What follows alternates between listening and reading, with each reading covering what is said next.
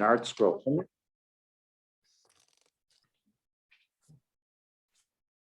If you have a Chumash art scroll, page 416, Parshas Mishpatim. But I want to show you something. So everybody knows Parshas Yisro was the Aseret HaDibrot. Everybody knows that. Okay, fine. And we finished the Aseret HaDibrot on page 412.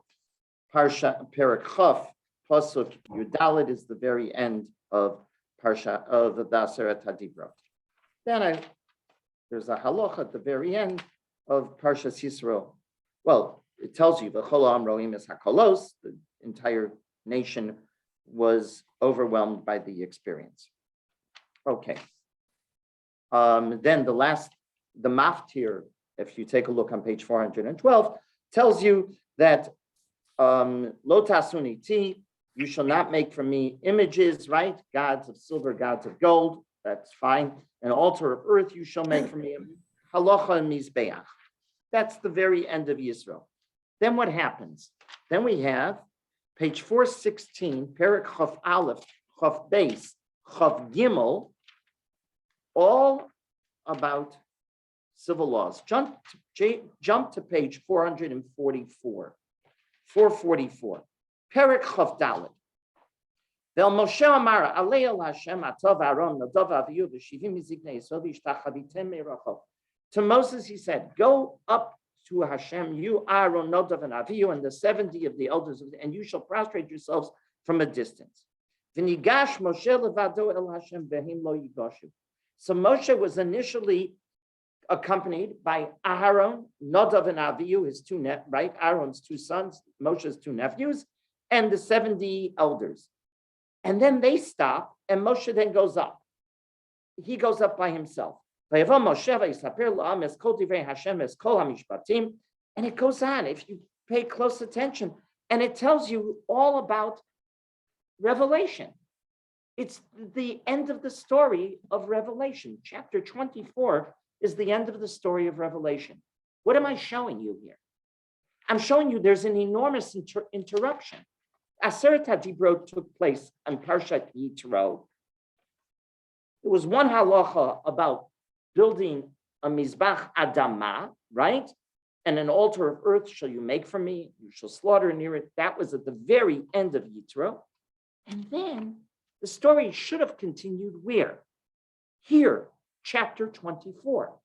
But there's an interruption of chapter 21, 22, 23.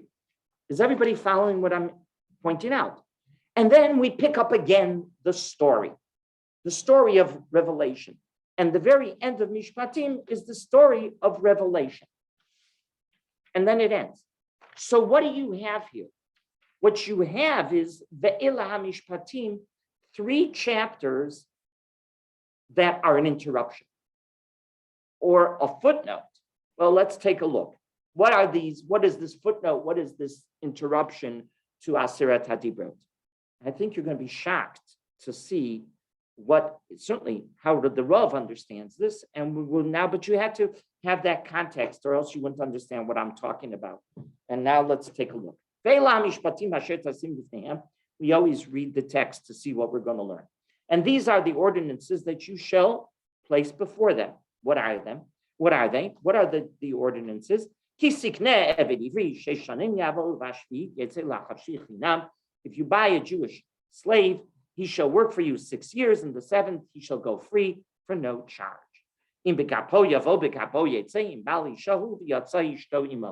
If he shall arrive by himself, he shall leave by himself. If he is the husband of a woman, his wife shall leave with him. But if his master shall give him a woman while he's a slave, his master becomes single. His master then gives him a wife.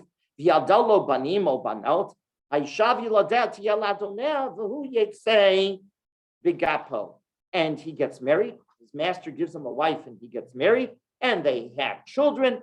Then the wife and the children don't leave. They remain as his ownership, right? They remain as the master's ownership, under the master's ownership, but he shall go out by himself. Vimo Mario Maro Evet. But if the slave then says, it's been pretty good here. Well, I love my master as Ishti, I love my wife as Bonai, my children. And he has no interest in leaving, he shall not go free. We're going to then take him over to the doorpost, and right where the doorpost is, we're going to knock, we're going to bore into his ear, and his master shall bore through his ear with an awl, and he shall serve him forever. Well, it's not forever, it's up until when? Yovel, up until 50 years. Okay, 50 years max. Next law. If a man shall sell his daughter as a bondswoman, she shall not leave like the leave taking of the slaves. She doesn't leave so quickly.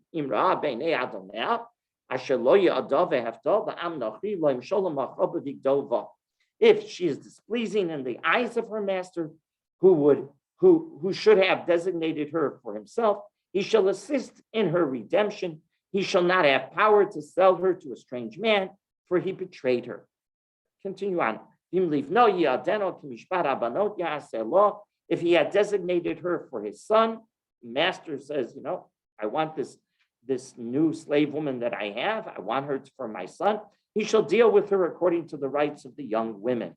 Okay, whatever all of this means, there's a lot of halacha that deals with all of these. I'm just reading quickly. If she shall take another in addition to her, he shall not diminish her food, her clothing, or her marital relationships. In other words, if he marries somebody else beside her, because a man can marry more than one woman, according to the Torah, then what he still needs to take care of her, he may not diminish her food, her clothing, or her intimacy. If he does not perform these three, she shall leave free of charge without payment. She can leave. There's going to be a divorce, if you will. Then the Torah says, most you must. If one who strikes a man and he dies, he shall surely be put to death. Person kills, he shall be put to death. But for the one who had not lain in ambush and God had caused it to come to his hand, I shall provide you a place to which he shall free. In other words, if it didn't happen on purpose, then there'll be a place where the person we know, it's ir miklat. Okay. If a man shall act intentionally against his fellow to murder him with guile, from my altar shall you take him to die. Most you must. If a man kills his father or his mother, he shall be put to death. The gonev ish must you must. One who strikes his father or mother, wherever the gonev, and one who kidnaps, he says the gonev, you steal, but it's not you're stealing. If one kidnaps a man and sells him, and he was found to have been in his power, shall he surely be put to death. In other words, a kidnapper shall be put to death. Most you must. If a person curses his father or his mother, he receives the death penalty. If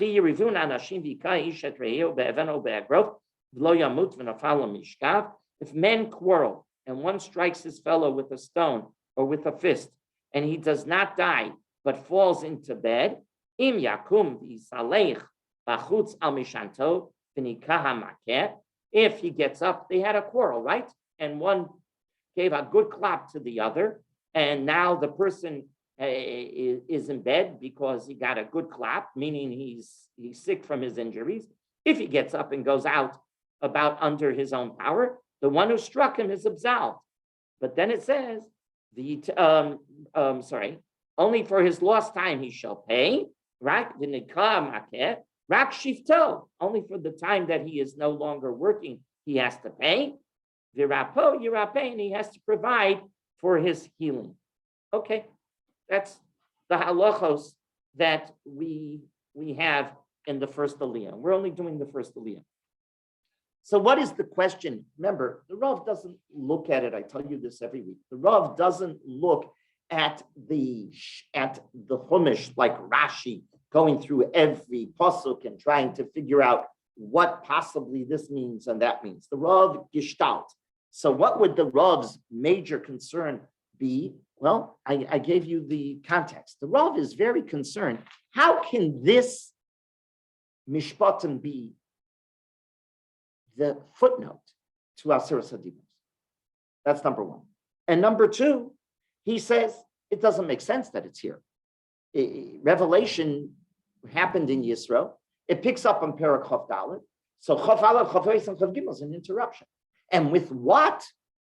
With civil law, with laws of servants, with laws of civil law, right? It's what we call in Hebrew nezikin. This is damages done one to another. That's what follows Aseret Hadibrot. It doesn't make sense. So the Rav wants to understand what's going on here. Why is civil law, why is damages, the laws of damages, that which occupies us right after Aseret Hadibros?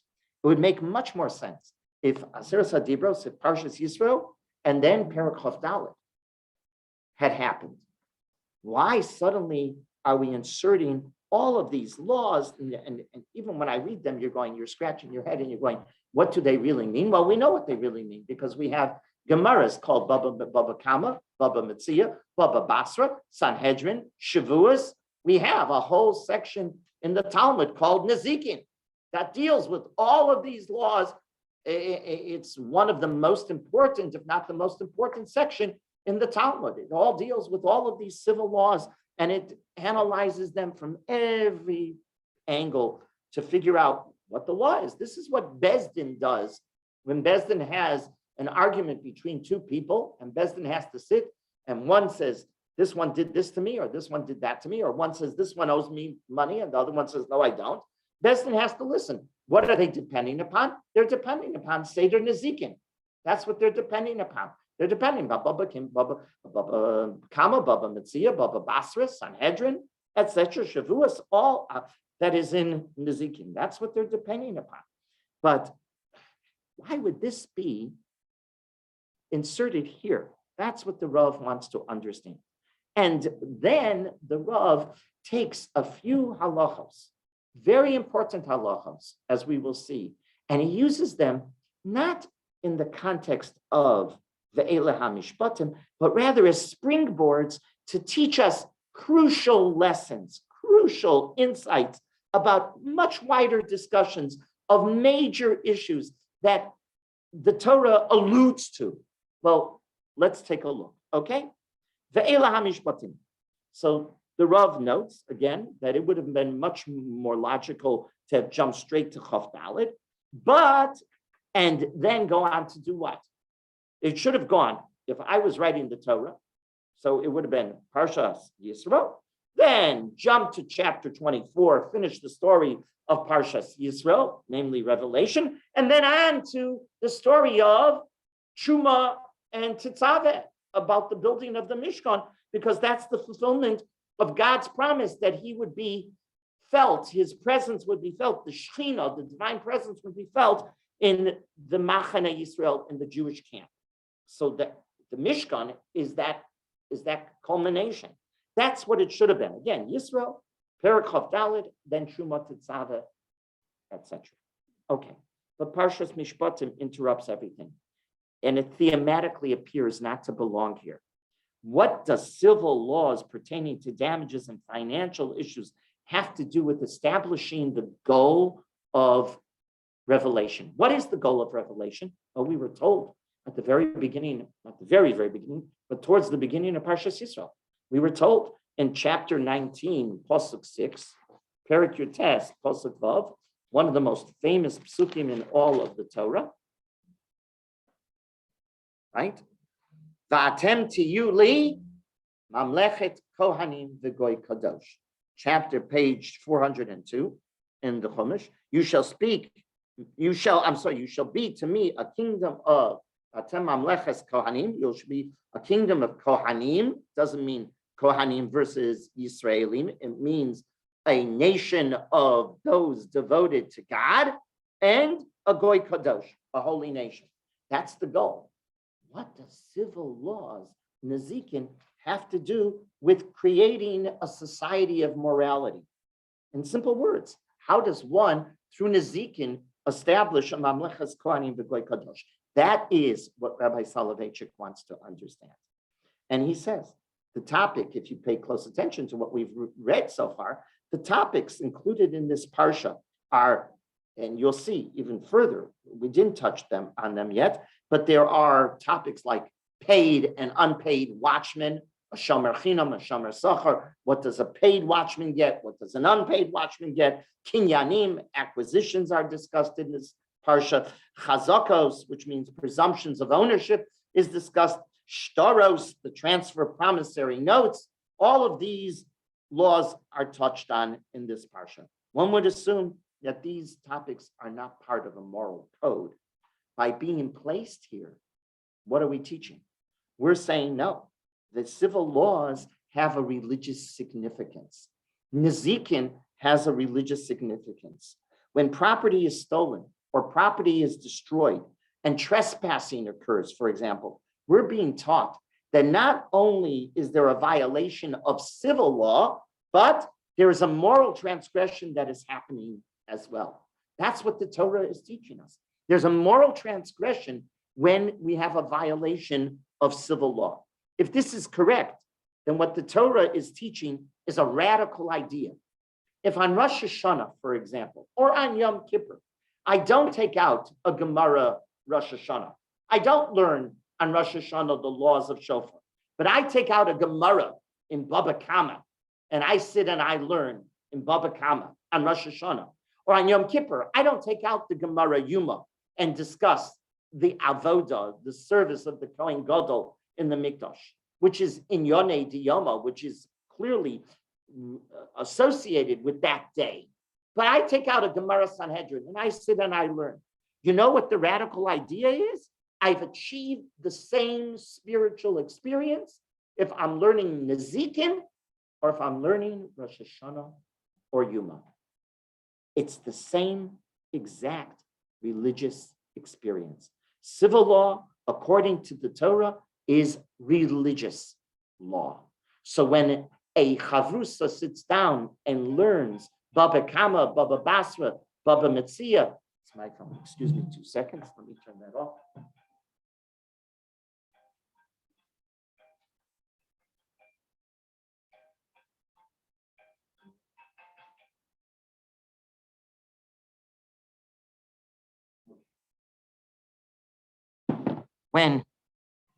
When the Gemara, when a Chavrusa sits and learns, we have a radical idea of learning Nezikin. It's a religious experience. And the Rav extends this point and notes, there's truly something amazing. Those who are involved in the study of Nezikin, of Baba Kama, Baba Basra, Baba Metzia, Sanhedrin, etc., those who are studying it will tell you that it ennobles them on a moral level. It's fascinating. I'm studying about damages. You would think, what does that have to do with anything, right? That's going to change me religiously? That is correct. That is correct. By putting this here, by putting these laws, interrupting them from in the middle of the Revelation story, that's what you have. You have Revelation on one end, Revelation on the other, and you have the civil laws in the middle. You know what we're being taught? A radical idea. The radical idea is that civil laws are also part of the moral development of the Jew. And Jews who have sat in the Beis Medrash all these centuries will tell you that studying these halachos, these difficult, complicated, complex laws of civil law, ennoble them in a religious fashion. The study of these laws isn't limited to the intellect, as the Rav said, it transforms the heart. Listen to the words of the Rav. I'm quoting the Rav. On the other hand, I knew great philosophers, really great philosophers of international renown. I was in Heidegger's class in Berlin. I was a good student, and he kept on speaking about human destiny, spiritual perceptions, and about consciousness of time, and so forth and so on. And sometimes the Rav writes, it was a spiritual pastime actually a spiritual pastime to listen to Heidegger. And still, when Hitler rose to power, the first one to join the Nazi ranks was Heidegger, the great philosopher of the University of Berlin, the first, and many more philosophers whose job it was to teach us ethics. They were the first to join the Nazi Party. Only a few among German professors actually stood firm and resisted the onslaught, the Nazi onslaught. Most of them succumbed. The best ones succumbed. I knew them personally because the Rav, remember, the Rav leaves Germany. He gets his PhD in 1932, right as the Nazis come to power, right before the Nazis come to power, the Rav leaves Germany, thank God. And he had no idea that the Nazis were coming to power, but he knew these people. He studied in their classes. These were the great philosophers. The difference was they can talk about philosophy and ethics, and it didn't transform them. But the Ben Yeshiva, he was transformed. The Ben Yeshiva was transformed. He's studying music. Vishniak, the great photographer, has in his book, what's it called? I have it at home. So you have the photos in the front, and then you have the footnotes of his commentary in the back. And he has a picture of two young men learning bechavrusa. They're just learning bechavrusa. And he says they were learning bechavrusa, and the Nazis walked in and murdered them as they were learning. And he writes, he says, they didn't stop for 1 minute from doing what they were doing because they were going to ascend to the heavens, doing their duty of studying God's word. And this is God's word. We can now appreciate the last Mishnah in Baba Basra. It states that if one wants to become a scholar, he should study what? Civil law, Seder Nezikin, monetary laws. Why this? You want to become a scholar, why study Nezikin? But that's what the Gemara, the Baba Basra says. The last words in the Mishnah.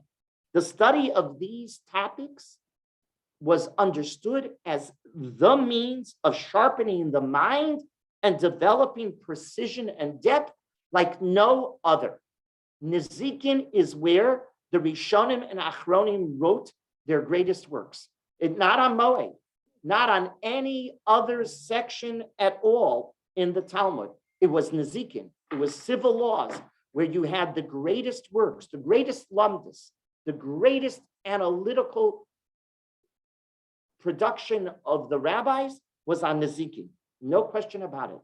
But there are also two other lessons. So lesson one, what are we learning?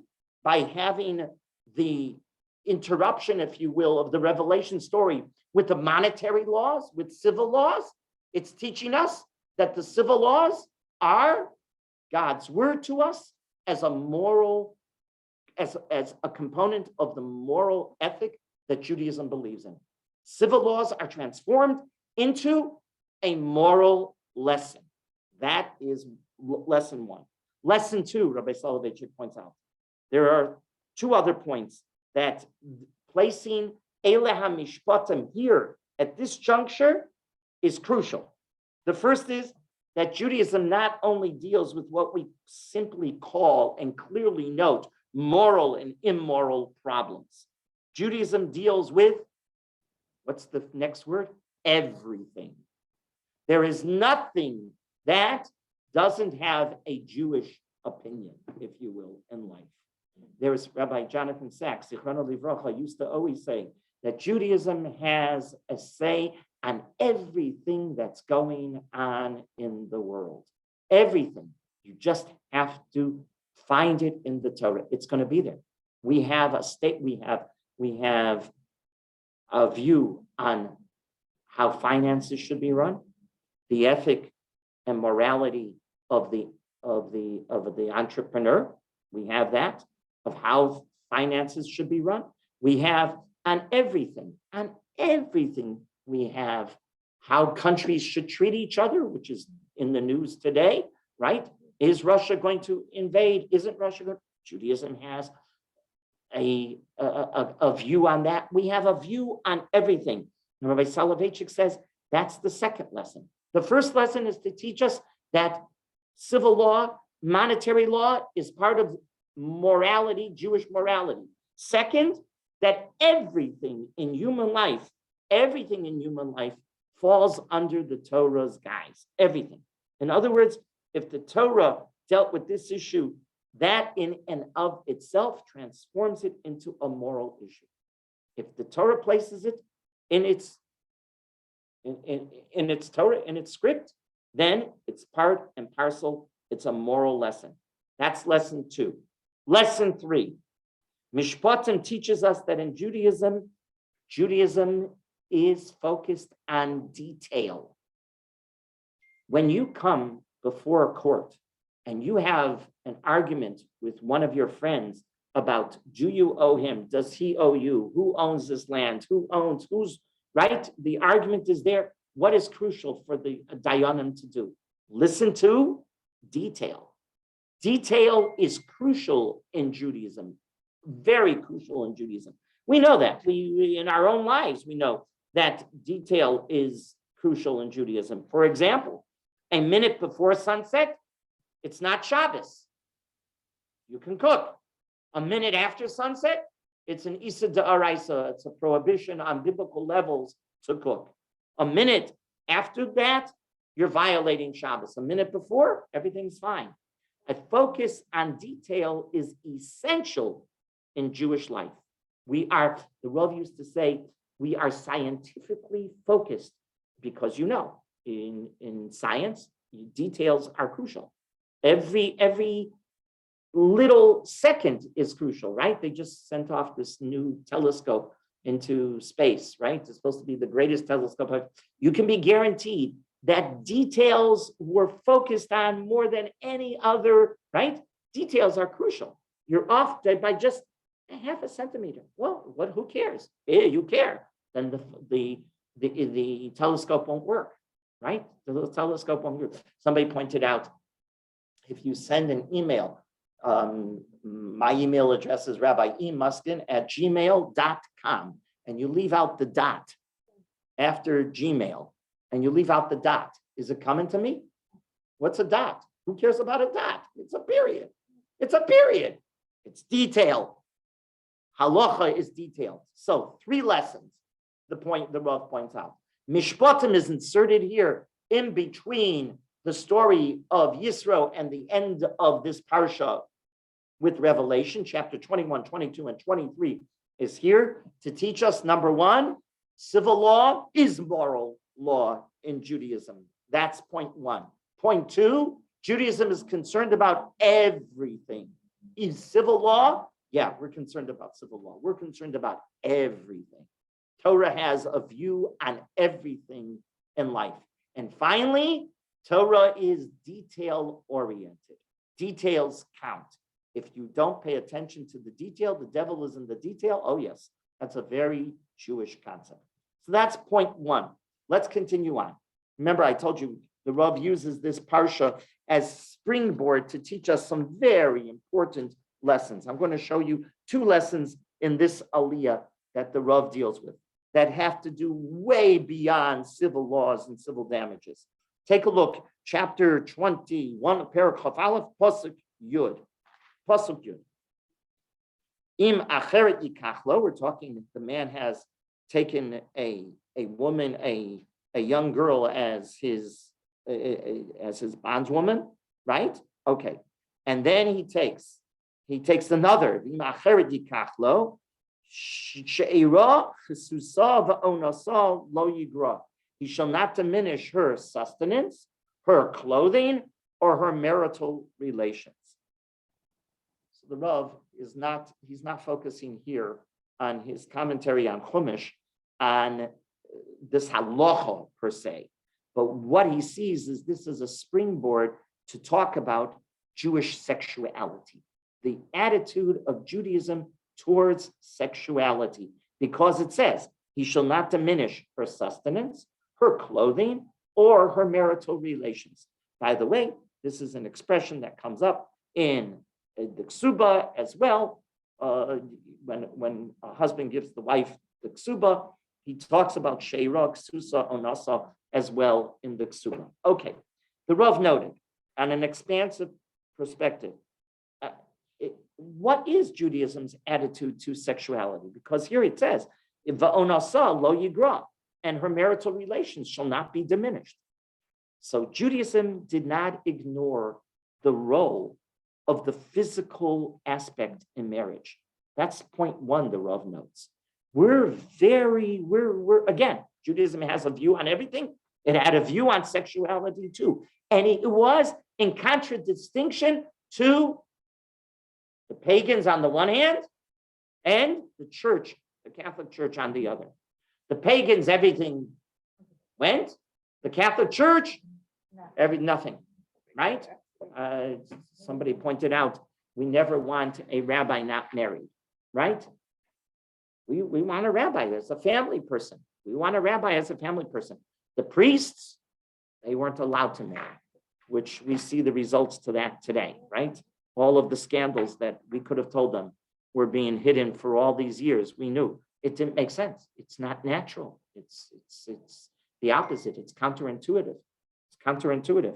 And Judaism did not ignore the role of the physical at all, the Rav notes. The two partners owe each other not only fidelity, but sexual gratification, the Rav notes. That's crucial to a marriage. Sexuality is crucial to a marriage. Refusal or failure by one to satisfy the conjugal rights of their partner is sufficient grounds in halacha for divorce. Marriage, the Rav noted, must not be converted into an exclusively spiritual relationship.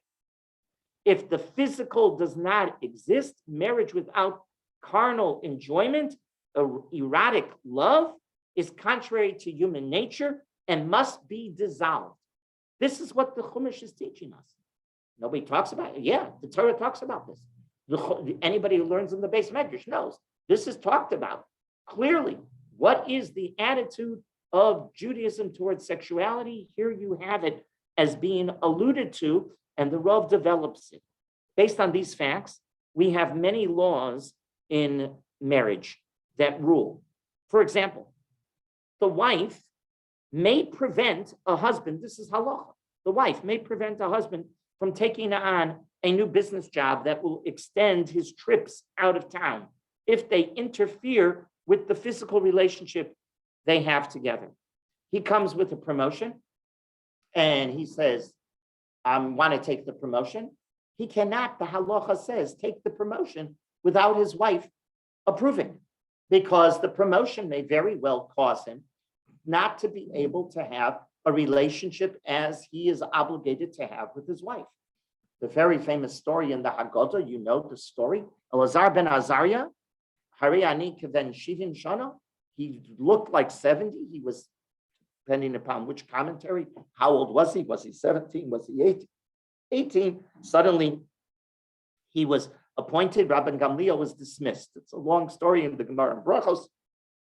Rabban Gamliel was defrocked for his treatment of Rabbi Yoshua. He insulted Rabbi Yoshua once too many times. Rabban Gamliel did it because he felt that that was the way he was going to control the Nesius, the presidency of the Sanhedrin. But his colleagues, including who was sitting in that Sanhedrin, that was one of the greatest Sanhedrins of all time, if not the greatest, who was sitting among them? Rabbi Akiva. Rabbi Akiva was a colleague in that Beis Medrash, in that Sanhedrin. And they thought that he abused, Rabban Gamliel abused Rabbi Yoshua too much. So now they take a vote and they defrock Rabban Gamliel. Rabban Gamliel could be reinstated, but they defrock. So now they have to replace, they have to choose who's going to be the next Nasi Sanhedrin, who's going to be the head of the Sanhedrin. You know the story very well. Elazar ben Azariah was chosen. He becomes very famous in popular culture because he's mentioned in the Haggadah. That's why everybody knows him. Anybody who learns Gemara and Brachos knows him. But the popular who don't learn Gemara know the name Elazar ben Azariah. Hare ani keven shivim shana. Okay. Elazar ben Azariah, fascinating, now is appointed this tremendous promotion, right? Do you know what the Gemara says? Gemara and Brachos. Gemara says he comes running home. He says, thank you very much. They choose him. They can't choose Rabbi Akiva because he's from Gerim. They couldn't choose anybody else. He's the man that they're going to choose. So they choose him. What does he do on that day? The Gemara says he goes to his wife, says, guys, I'll be back. I'll let you know if I can take the job. I have to go first speak to my wife. Yonasan Eibeshitz, on his 18th century commentator on the Gemara, says, what's going on here? He's appointed to the most distinguished, most important position in Jewish life. He's the chief rabbi. You got the appointment of being the chief rabbi of rabbis. You take it? No. He says, sorry, guys, I have to go home. Why do I have to go home? If my wife says no, I can't take it. What, you're a handpicked husband? Is that what? No. Yonasan Eibeshitz says, this Gemara, he says, it's a halacha. He could not accept the promotion until his wife approved. Why? Because it would have impact upon their physical relationship. It may very well have. Can a husband say, I got a promotion from my business. I'm working for a Fortune 500 company. The Fortune 500 company, I live here on the West Coast. Now they've given me a promotion to be VP, but I have to travel 5 times a month. In and out, in and out, in and out. He cannot say yes until the wife says, okay, I have no problems with it. If the wife says no, he can't accept the promotion. The halacha understands this. So the halacha says he can't leave town unless she permits him. So she may even enjoin him to change a trade. She might even be able, halacha, to change his trade if the trade interferes with their marriage.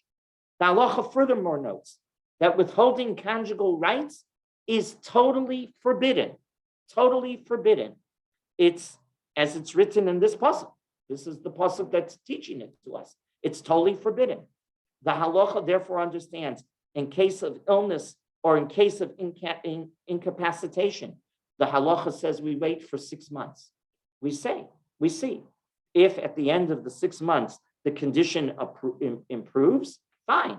If it doesn't, she can either say, I consent, or she has a right to say to the Beis Din, I want to get. This is how important intimacy is in Jewish life. On the other hand, halacha notes that if a woman prevents her husband from having sexual relations with her, she's called a moredet. What's a moredet? A rebellious wife. In such a situation, the Beis Din inquires, the halacha says. The Beis Din inquires, why is she acting in such a fashion? The Rambam in Hilchos Ishus, Perek Yudalit, halacha ches says the following. If she should say to the Beis Din, they say to her, why aren't you having relations? Your husband's complaining. You don't live like a husband and wife. Why is this? If she comes to Beis Din and says, I dislike him and cohabitation with him is impossible for me, guess what the Beis Din does? Divorce. It's over. For a wife, and the Rambam says, who has to issue the get? The husband. We know that. The husband gave the ring. The husband has to issue the get. The Rambam writes, for a wife is not a prisoner such that she must consort with a person she despises. Those are the words of the Rambam. A wife is not a prisoner. Listen carefully to this. This was a revolution in the ancients, that the wife is an equal in the relationship. And she has a right to have her personal experience be acceptable to her. This was an unbelievable revolution, demonstrating that both partners need to be satisfied in marriage. The ancients didn't understand this. Judaism is teaching that sexuality is an important drive that is raised to a higher level through marriage. That's what Judaism is doing right here in this pasuk, in this parsha. It understood that sexuality fosters and promotes love between husband and wife. This was not understood by the ancients. We read it today. We say, hey, 3,000 plus years later, psychologists are telling us this, right? The Torah knew it all along. By meeting the needs, listen to this, Rav Soloveitchik notes, by meeting the needs of your spouse, Each depends upon the other. And it creates what the Rav calls a chesed relationship. Because what am I concerned about? My other. It's not just me. It's my other. My other. And I have to make my other happy. And my other has to make me happy. Finally, the Rav notes that we can learn one more lesson from this law. I told you, it's a springboard. That's what the Rav uses these for his commentary on Chumash. That's what he does here. He uses this as a springboard to discuss major issues in Judaism, not just the laws themselves. That you can go ahead and take out a Gemara and you'll learn. But the laws, from a philosophical perspective, this is a springboard to discuss these issues. So the Rav notes finally one more point about marriage and about sexuality. Generally, the Rav notes, halacha opposes birth control. It usually opposes birth control. The reason, the Rav notes, is it's totally different than the Catholic Church. The Catholic Church had a different attitude towards sexuality. That the Catholic Church never thought that sexuality had a positive outcome. They never were able to accept it as an appropriate act endowed with sanctity. Judaism did. You know why Judaism didn't want birth control? On everything being equal. Everything, of course, we permit birth control in very specific cases, but overwhelmingly, if you would ask, what was the attitude of halacha towards birth control? The halacha didn't endorse birth control unless there was a need for it. Why? So the Rav explains, in Jewish thought, we believe there's nothing wrong with sex in marriage, as we've demonstrated. But with sexuality comes responsibility. And marriage is about responsibility. And it's not only responsibility between the spouses, it's responsibility to potential life as well. You just can't have the pleasure of sexuality without worrying about the next generation. Birth control would remove that sense of responsibility. It would be just the pleasure without the responsibility. And that was the philosophical understanding of why, unlike the church didn't permit birth control because they saw no benefit as an act of sanctity. Judaism saw it as an act of sanctity. The reason that Judaism was opposed in a general fashion, right? There's a lot to discuss on birth control, and poskim paskin this all the time. But in general, why do we oppose it? Because it would be pleasure without the sense of responsibility. Children of Yehuda were punished. Of course. It's a whole different story. But yes, so this was the springboard right here in this pasuk of the Onasa Lo Yigra, those three words that the Rav discussed, the topic of sexuality. One other important lesson that the Rav noted in this week's parsha, take a look on page 420. The last three words of this aliyah. So if you're in a quarrel and you hurt your opponent, right? You hurt the other person and you caused it, then you have to pay. And what do you have to pay? So the Torah told us, right? And then the Torah ends, v'rapo yirapeh. You have to also pay for his health. Because his health insurance you got to take care of. You got to pay for the doctors. He has to, because you caused him damage, you caused him physical damage, you harmed him. Not only do you have to pay his parnasa that he's losing, but you also have to pay that he should be healed. V'rapo yirapeh.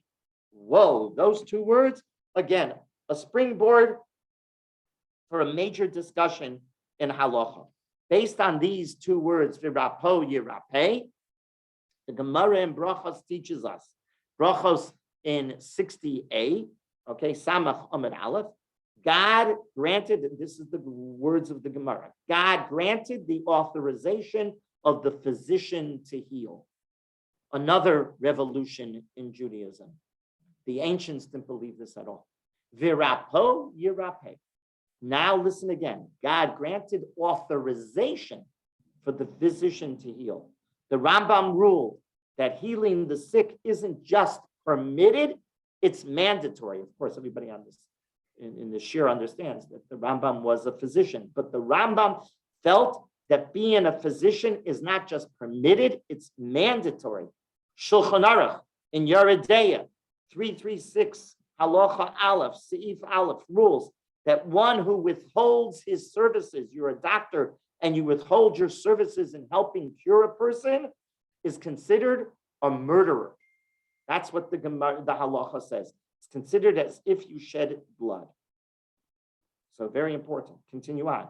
The Gemara in Yuma 83a teaches us that if a physician advises a sick person on Yom Kippur that it is unhealthy for him or her to fast, he or her is obeyed. They are obeyed. They are obligated to do what? They're obligated to break their fast. The patient is obligated to listen and to follow the orders of the doctor. How do I know this? Because the doctor is the one that's telling you, Virapo Yirape. He is obligated to make sure you get healthy. You have to listen to them. You have to listen to the doctor. What the Torah was endorsing was the realization that prolonging life and enhancing the quality of life are dignified and noble pursuits. And this the ancients didn't think of. The Torah is sanctioning the physician's role, something that we take for granted today. I mean, everybody's, of course, doctor. But did you ever think why we thought that it was a wonderful position for Jewish boys to go into? Because of this very attitude of Virapo Yirape. That's why the Torah sanctioned the physician's role, something that it was a revolution. The Torah supports scientific research in the healing arts. We endorse it beyond all. This is amazing. Why is it amazing? Because theologically, we clearly understand sickness comes from whom? HaKadosh Baruch Hu. If a person becomes sick, it's because HaKadosh Baruch Hu was gozer. HaKadosh Baruch Hu decided that this person is going to be sick. So maybe I have no business challenging God's decision. That was the whole argument. How could you say it's God's decision theologically? Judaism said we resist illness because we become partners with God in healing. Our job is to preserve health and to preserve life. That is our job. Theologically, we become partners with God. Okay, the person became sick, and now we become partners with God in curing the person. God gave us intellect. Why did he give us intellect? To use it to improve the environment, to conquer the environment when it threatens man. That is why halacha idolizes scientific intervention on behalf of man's attempt to control the environment. If you'd ask me, what is the Jewish attitude towards climate control? Well, guess what? When they had just recently, not long ago, they had the conference a few months ago, right? They had an international conference. Many distinguished Talmidei Chachamim Gedolei Yisrael and Eretz Yisrael signed a document to the government of Israel, to the prime minister. He was representing the state of Israel, that it was a mitzvah mid'oraisa for him to go and to tell the world that the Jewish state, that little state in the Middle East, would participate in every possible way, using its intellectual capacity, its capability of startup nation to respond to the challenges of climate control. Why? Virapo Yirape. Virapo Yirape doesn't mean just that we have to figure out how to resolve COVID and all the other illnesses that cancer and heart disease and all of the other diseases. Of course, Virapo Yirape is teaching me that we have to conquer the environment on behalf of society. Society has to benefit from our intellect. HaKadosh Baruch Hu gave us the intellect. He endorsed us to use our intellect to make the world a better place to live in. The Rav also noted that this very law taught humanity an approach in its opposition to evil. Philosophically, it's one more step. So we understand, we have to conquer science, we have to use science on our behalf, we have to conquer the environment to make it a better place for human beings to live, all correct. But it also is teaching us another lesson. We never tolerated a passive resistance to evil. V'rapo Yirapeh is teaching me another lesson. We never tolerated a passive resistance to evil. We rejected Gandhi and Nehru's approach of taking a passive approach to opposing evil. That was in the 70s.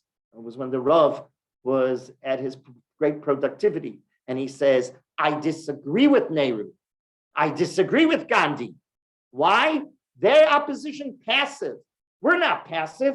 And what do you think was the one story that the Rav said is part of our DNA from day one in the Torah? Demonstrating we don't take a passive approach to evil. Which story in Tanakh do you think became part of our DNA from day one, that we take an aggressive approach to opposing evil? We're going to wipe out evil. We're going to, I'm just thinking, the new mayor in New York is now confronting evil in its worst guises, right? When people kill people, it's terrible. So he's made a very important statement. And the Jewish community is totally supportive. It's not supportive just because we want to eradicate people from, God forbid, killing each other. We oppose it because philosophically we oppose it. It's not the way humanity can function. V'rapo Yirapeh, we take an aggressive approach. As aggressive as you can be. How do I know? Give me the example. Does anybody think of it? No, not Cain and Hevel. No. Jewish, it has to be Jewish. That's Cain and Hevel. Yehoshua? No, way before that. Way before that. Huh. Thank you. Yaakov wrestling with Esau on that lonely night when Yaakov was all alone. Did he take a passive or did he take an aggressive approach to evil? That was evil. And he wrestled with evil.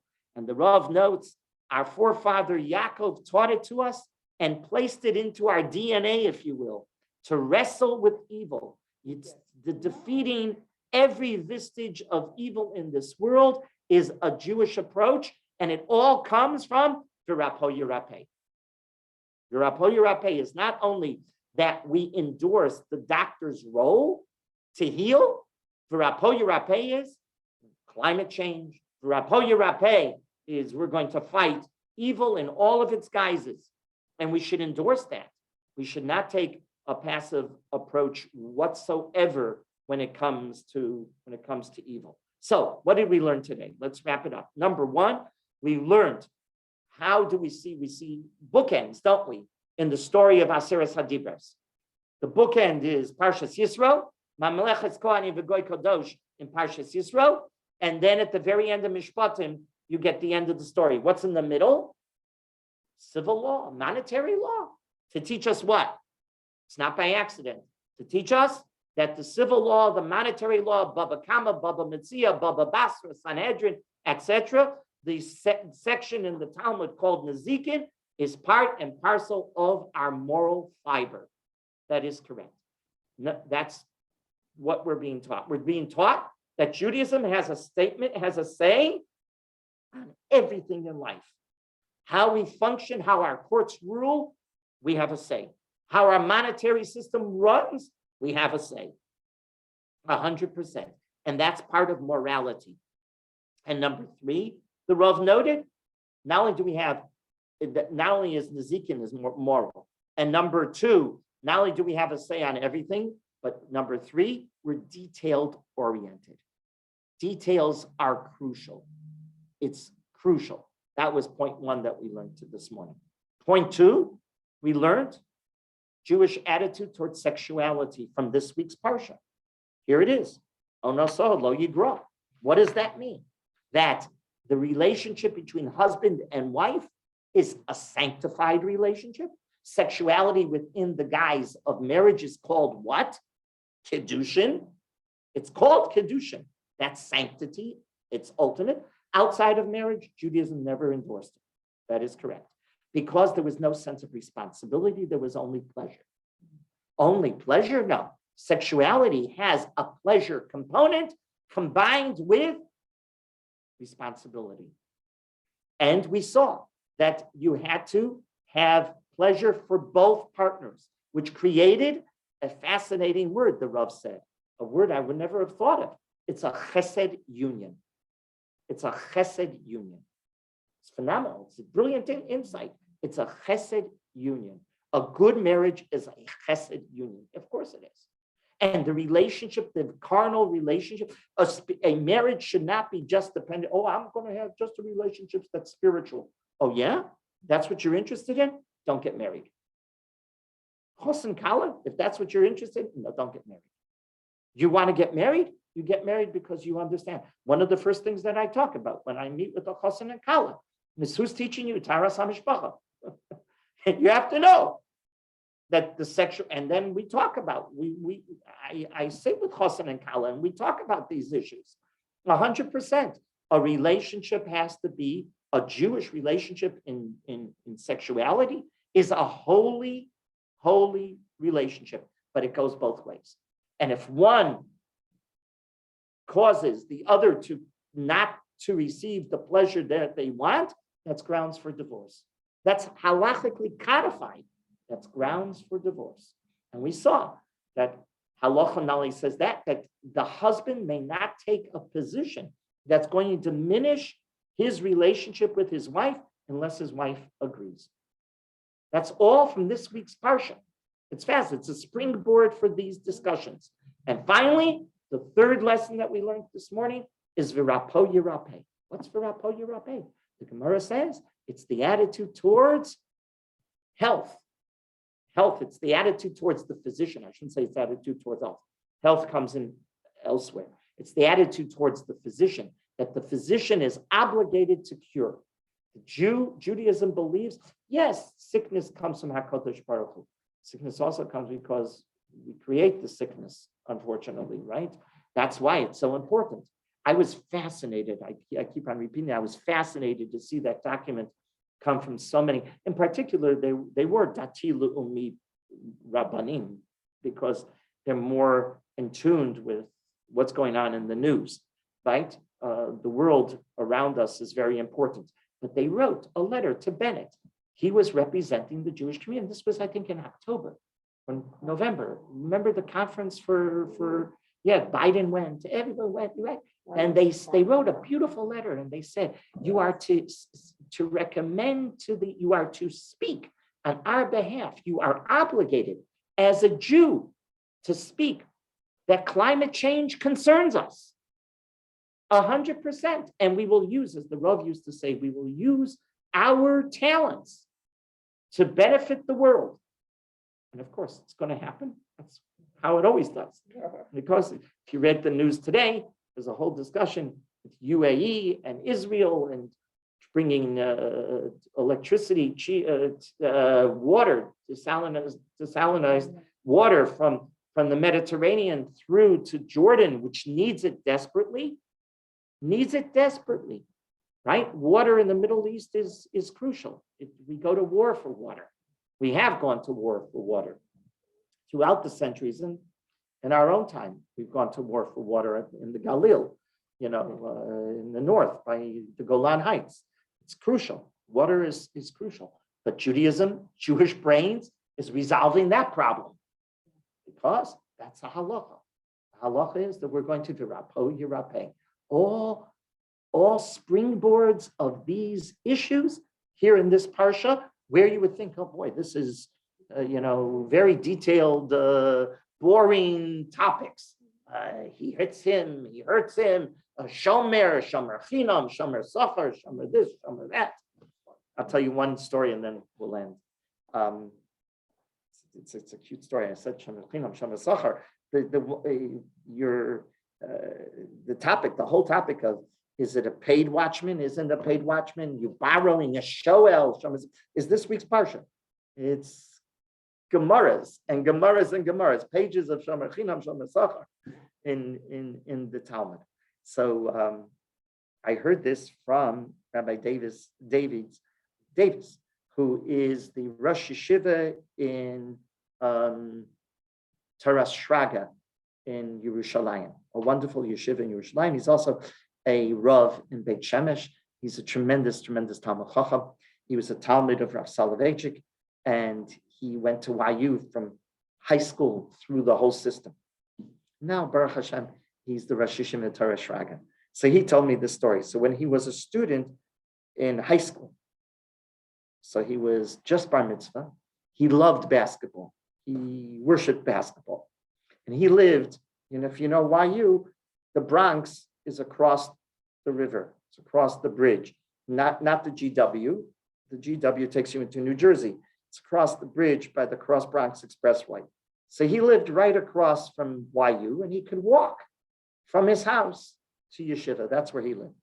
So a bunch of guys, they were 13, 14-year-olds. They were starting high school.